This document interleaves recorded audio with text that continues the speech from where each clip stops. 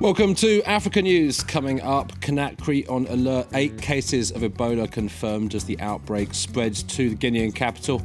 This with further suspected infections being investigated in Liberia and Sierra Leone. 3 days of mourning underway in the DRC after the boat disaster that killed at least 251 people. We report on the plight of the refugees seeking to return home from Uganda. And in Kenya, controversy over a shoot-to-kill order as police in Mombasa battle Islamic extremists. We'll have analysis with our correspondent in the Kenyan capital, Duncan Woodside. We start with more deadly violence in the Central African Republic, where at least 20 people have been killed in an attack on a funeral in the capital, Bangui. That after grenades were thrown into a crowd of mourners late on Thursday. Local people held an angry protest on Friday, blaming the attack on Muslims. The authorities say those responsible were extremists known to the police. Well, thousands of people have been killed and around a quarter of the country's 4.6 million population displaced by months of intercommunal violence. The United Nations Refugee Agency has warned that French and African peacekeepers are now the only shield protecting Muslims from mass slaughter amid revenge attacks by Christians. That in the wake of last year's primarily Muslim Seleka rebellion. Now, fear reigns in Guinea's capital, Conakry, after it was confirmed the deadly Ebola outbreak has spread there. 8 cases have now been identified in the city. The disease had never before spread among humans in West Africa, but now further suspected cases are being investigated in Liberia and in Sierra Leone. France 24's Alex Turnbull reports. The virus has reached the capital. After it was confirmed several people tested positive for Ebola in Conakry, medical teams have geared up to identify potential new cases and isolate them from other patients. People move a lot, so those who are infected are in contact with other people. And our biggest problem at the moment is isolating the cases so we can put them all together in a special treatment unit, so that they are isolated and can't infect other patients. The ministry confirmed on Thursday 4 brothers were diagnosed with Ebola after returning from a trip to the south of Guinea for a relative's funeral. According to the health minister, those infected all came in contact with the dead body. Their families were also placed in quarantine and their homes in the capital sprayed clean. But in recent weeks, government agencies have increasingly relied on international NGOs to fight the disease.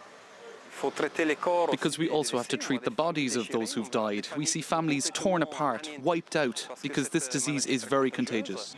In Conakry, where rumours have fueled fears of a disease outbreak, residents have been asked to avoid direct contact with people at risk and raw bat and monkey meat. People are worried. All we can ask for is not to give in to panic and mainly to respect the basic hygiene rules to avoid too much human interaction, because the Ebola virus is transmitted through bodily contact.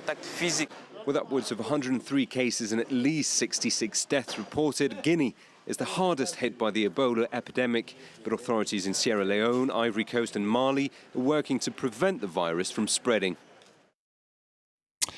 In South Africa, the trial of Oscar Pistorius has been adjourned until April the 7th. This because of the illness of a senior court official. The judge making the decision with the athlete due to take the stand for the first time to explain how and why he killed his girlfriend Riva Steenkamp back on Valentine's Day last year. The Blade Runner sprinter denies a charge of murder, saying he mistook the model for an intruder. The government in the Democratic Republic of Congo says the death toll from Thursday's boat disaster on Lake Albert now stands at least 251. 3 days of national mourning have been declared after the deadliest shipwreck in the country's history. Around 300 people were on board the vessel, which was bringing refugees who'd fled fighting in the eastern DRC home from Uganda. They complained of poor conditions in camps there. France 24's Aurore Dupuy has more. Crowds of people on the banks of Lake Albert. Witnesses saw a boat full of refugees tip over. Most of them didn't know how to swim and drowned. It was too loaded, and the driver was drunk. On board, mostly Congolese refugees, including dozens of children. As authorities recover the bodies, anger keeps mounting. The victims had found refuge in this camp set up by the UN in western Uganda. Here, many have fled the bloodshed that pits rebel fighters against the Congolese army. Refugees denounce the terrible living conditions, overcrowded tents, lack of food and medicine. Some would rather return home than live here. Even if they bring us more food, we won't accept it. We've suffered so much here. The UN says it's doing its best to provide for the refugees, but the organisation faces huge challenges ahead. We have to enhance our information campaigns in the settlements. We have to do that. We have to tell the refugees when it's safe to return. We have to tell refugees which routes are best to follow. According to the UN, Uganda is home to more than 170,000 Congolese refugees, and with ongoing regional crises, namely in South Sudan, authorities and NGOs struggle to cope with the growing refugee influx. Elsewhere, Zimbabwe's foreign ministry has said President Robert Mugabe will boycott next week's mammoth EU-Africa summit in Brussels. This after the veteran leader's wife, Grace, was not invited. She's been declined a visa because she's the subject of sanctions. Egypt has a new armed forces chief and defence minister.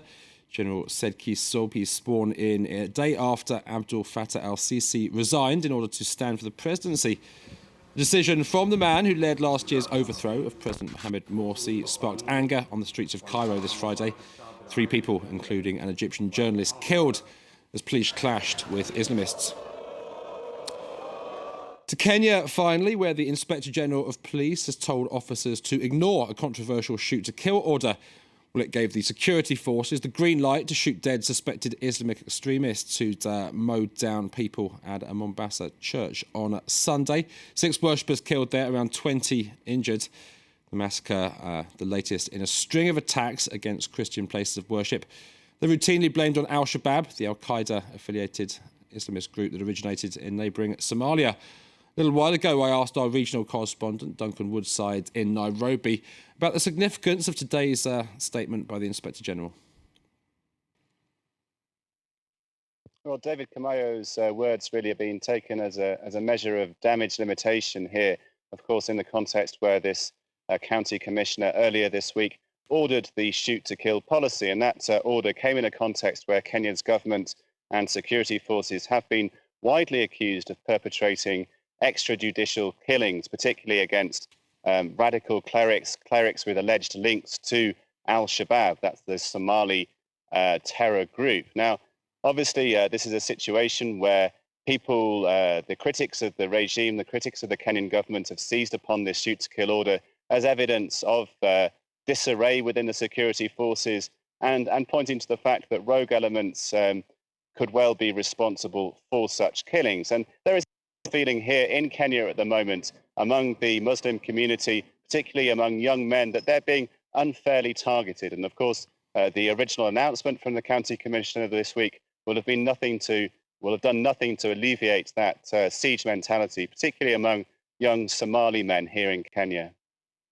Talking about the Somali element there, Duncan, I also understand that Kenya's government this week announced all Somali refugees, including those staying with relatives of Kenyan nationality, will be relocated to camps. Can you tell us a little bit more about that?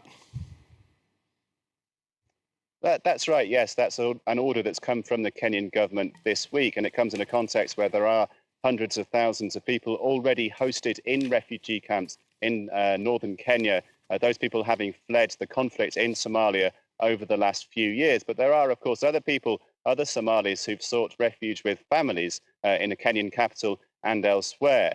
Now, going forward, obviously, those people will be, it appears, relocated to those camps. And the Kenyan government is justifying that on the basis of the fact that many of the atrocities perpetrated by al-Shabaab have been by Somali nationals, by refugees, effectively. But at the same time, there's a large degree of radicalization among Kenyan Muslims. And of course, such harsh moves, will do little to change this perception of a siege mentality and could in fact lead to further radicalization, according to critics of the government.